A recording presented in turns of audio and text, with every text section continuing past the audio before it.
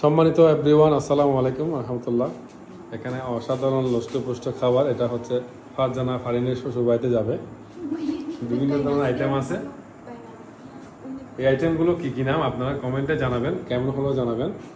এগুলো আমার মায়ের রান্না, মায়ের হাতে করা কারিগরি রান্না। এটা হচ্ছে কি, এটার নাম কি, এগুলো নাম কি,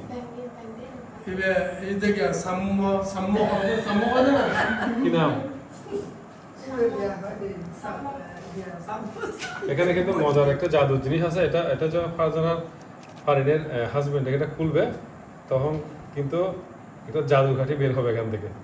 আপনারা কমেন্ট করে জানাবেন এই জিনিসটা কি। এখানে কিন্তু জাদু কাঠি আছে, এটা খুললে কিন্তু লাখপতি হয়ে যাবে।